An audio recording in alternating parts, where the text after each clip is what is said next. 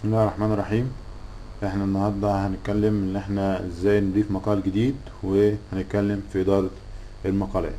اول حاجة اضافة مقال جديد.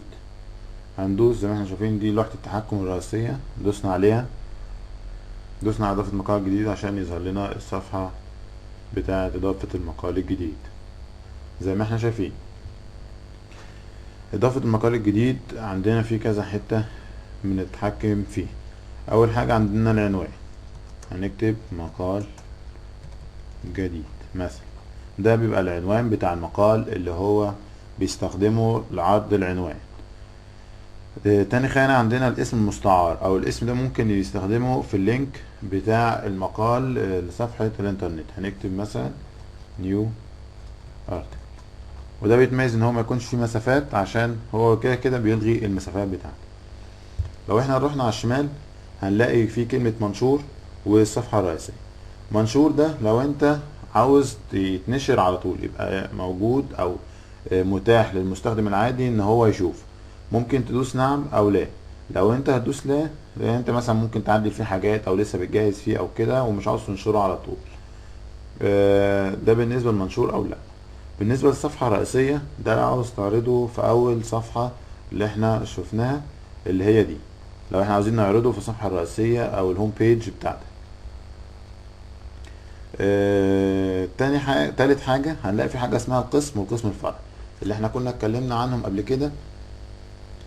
ان هما آه، عندنا القسم اللي هو القسم اللي احنا قلنا قبل كده ان هو زي الدرايف او الحاجة الكبيرة اللي بينقسم تحتيها القسم الفرعي.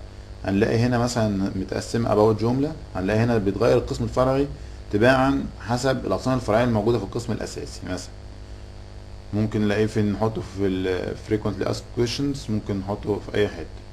احنا هنخليه غير مصنف. دي عندنا زي الوورد او قريبة من الوورد. دي لوحة التحكم او لوحة الكتابة، عشان تتحكم في الكتابة اللي موجودة. وهنا ندخل المقال اللي احنا عاوزينه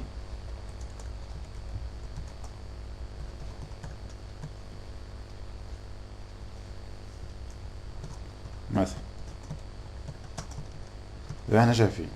طبعا هنا بنستخدم حسب الايقونات اللي موجودة، وبيبقى في شرح زي ما احنا شايفين لكل ايقونة موجودة. طبعا يعني زي الوورد بالظبط، وده مش محتاج شرح كتير. لو احنا بصينا على الشمال خالص هنلاقي في مجموعة اختيارات احنا بنشوفها وبنعملها. عندنا فوق على الشمال في حاجة اسمها الحالة والزيارات، تمة المراجعة والإنشاء وآخر تعليق. دي زي البروبرتيز أو المواصفات المقال أو خيارات المقال. يعني مثلا حالته هيبقى منشور، لو احنا دي بتتغير لو احنا عملنا لا او نعم وسيفنا، ده بيتغير. الزيارات دي عدد المرات اللي تم فيها فتح المقال عن طريق الزوار. تمت المراجعة دي عدد المرات اللي هي انت او كمستخدم او مدير موقع عدلت في المقال او راجعته او بصيت عليه من خلال الصفحة دي.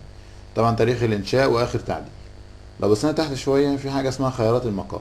احنا ممكن نغير هنا الكاتب، لو احنا عندنا كذا مستخدم مسجل على الموقع ممكن نغيره. الاسم المستعار للكاتب لو احنا مش عاوزين نظهر الاسم الكاتب نفسه. مستوى تصريح المشاهدة، زي ما احنا شايفين ده مستوى الوصول لهذا المقال. يعني هل هو عام لأي زاير مسجل أو غير مسجل، وفي مسجل ده لو هو مسجل بيبان له، لو هو مش مسجل ما يبانش.